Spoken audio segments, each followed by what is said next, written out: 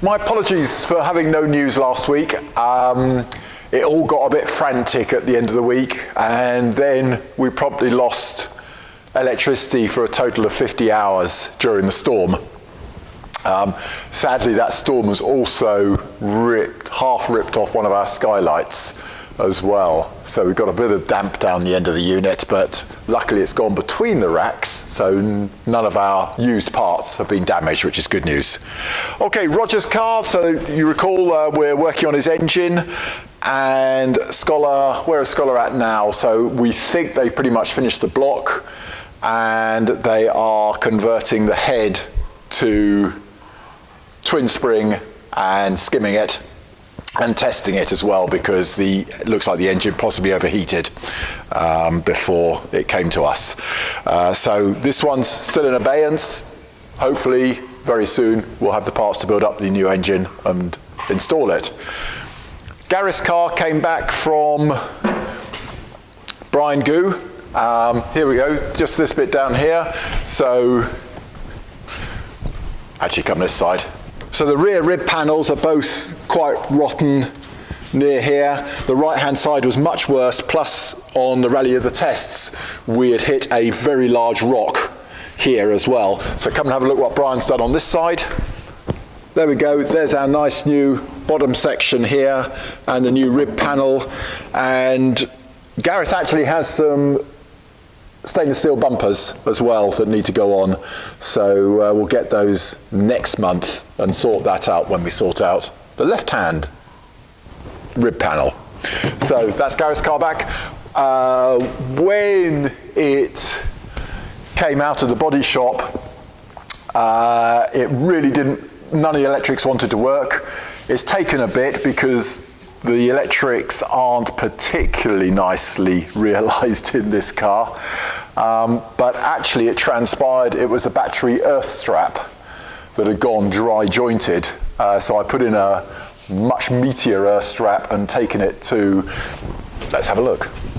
So the earth strap had been taken, as usual, from the rear terminal to the wee 1/4 inch screw bolt, the 1/4 inch bolt down here, and that was where the joint was poor, was at that bolt. So what I've done now is given it a much meatier earth strap and taken it to the hinge bolt, which of course is a 3/8 inch now, or close to an M10, and a much bigger bolt and earthing point. Instantly we could then get the starter motor running, which there was some doubt from Brian as to whether the starter motor was the problem.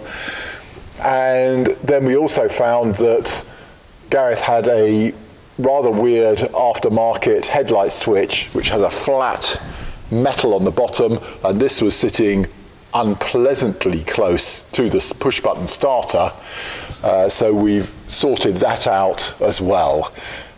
So really I just need to take this out and test drive it, and then we'll be heading out to Cheshire next week for the first event of the HRCR rally season. So yep, that'll be next week. That's Gareth's car, pleasingly up and running, thankfully, because that was causing me a little bit of worry. Simon's 220. Running those lovely snorty 40 DCOEs. Well, I've made good progress, but it's not perfect, and I'm not sure I'm going to be able to get it perfect, to be honest. I'm beginning to wonder whether this is as good as it gets. Let's just go over to the bench and see what I've been replacing. So from our original setup, as we received the carburettor, we have changed out the F11 emulsion tubes for F14s, and then in the top of that tube we've gone to 175 air correctors, and at the bottom we're running 110 main jets, and that's brought us in at least to something that A, idles well and now runs well predominantly, but to my mind is still just a touch rich. So I then had a look in at the float levels. The front carburettor wasn't far, well, it was 8 mil float height. The rear carburettor was at 5 mil float height, and the spec is 12 mil.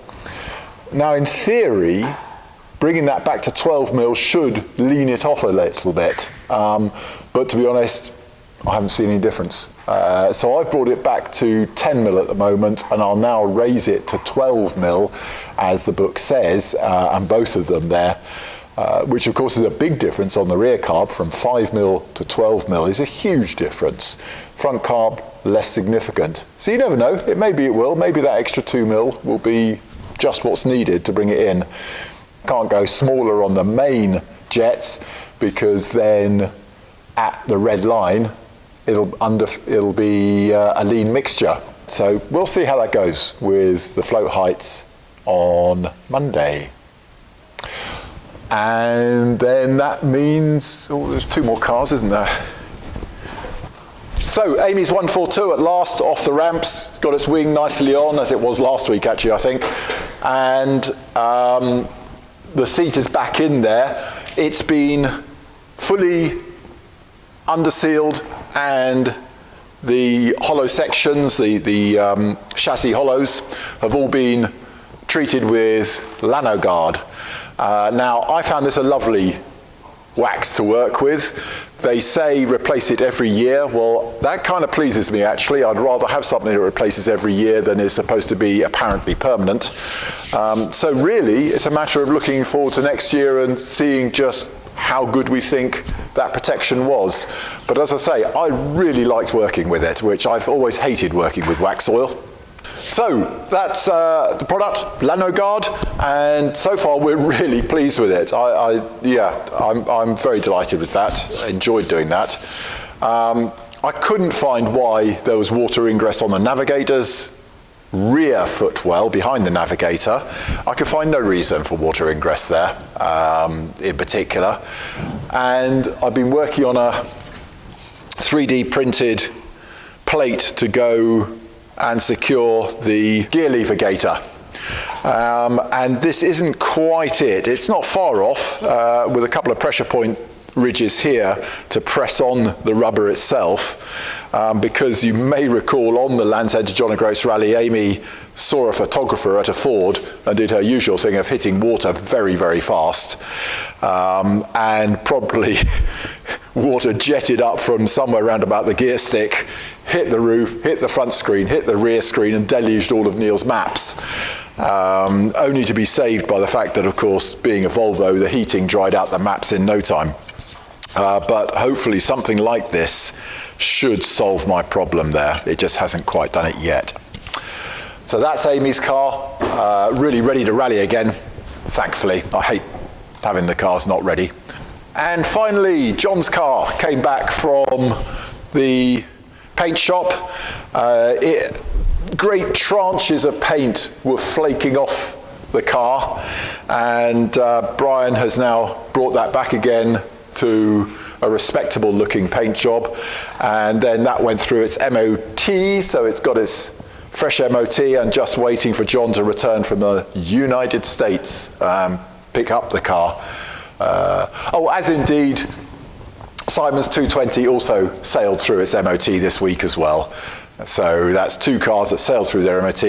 And really on that topic, this is really only for the UK people, we would urge every owner, despite the fact that our historic cars do not require an MOT anymore, I would strongly urge everyone to go and get an MOT, because there's stuff that the MOT pick up on, if they're a good station, that really you need to be aware of.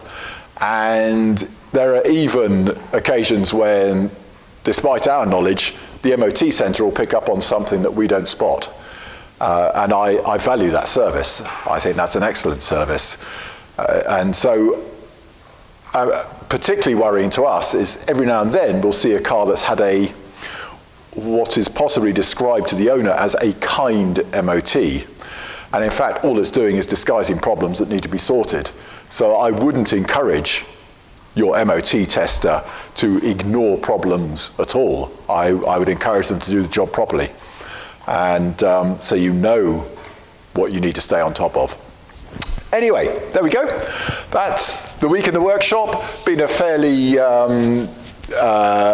low hours week for us between the problems of electricity and we've been out a bit as well.